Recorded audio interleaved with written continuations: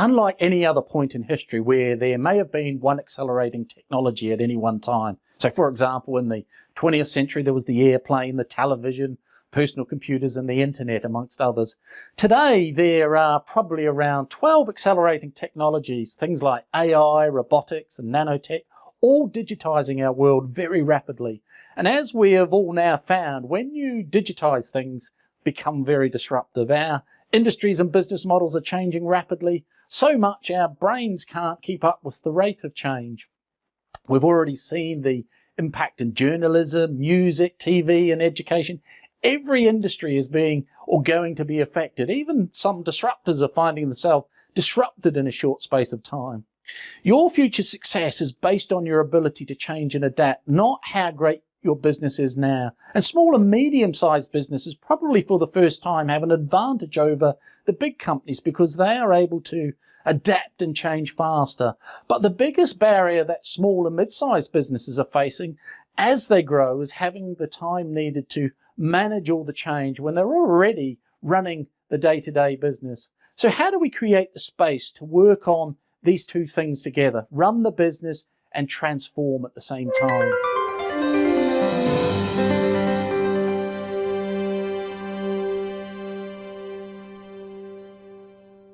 There are so many strategies to be implemented and changes to be managed today, responding to changing customer demands, developing new products and services, identifying new markets, new partners, new networks to grow the top line, improving productivity through automating processes or outsourcing non-core activities to improve the bottom line, and hiring and retaining talent, applying the latest technologies and improving in-house innovation to build business capabilities.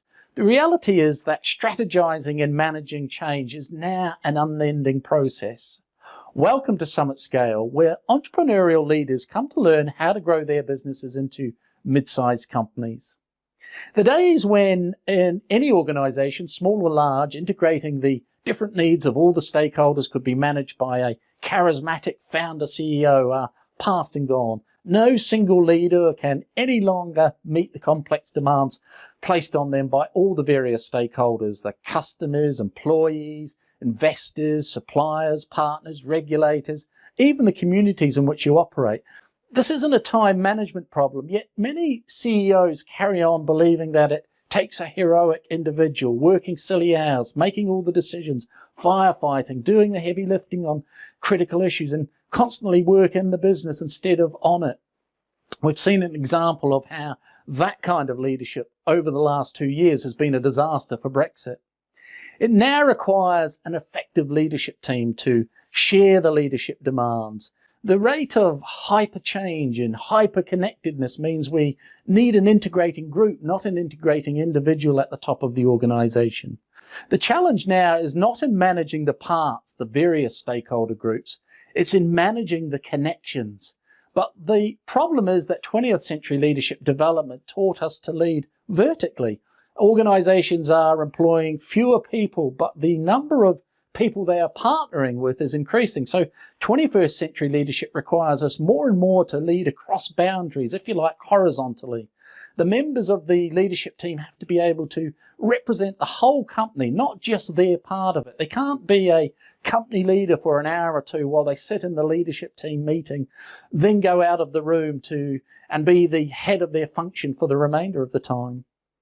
And companies don't have ideas, only people do. And it is in the interactions between and among people from which innovation and insight emerge. So today's leadership is about creating the conditions in which those interactions are most likely to multiply. And most top leaders today recognize that they can't achieve change alone, that they depend on the contributions of their team members collaborating highly with each other.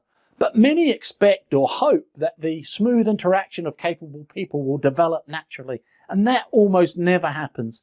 The CEO has to move from being the team leader to the team coach, to move the focus from current and past problems to thinking future back and outside in by asking questions like, where do we need to get to and what are the expectations of our stakeholders?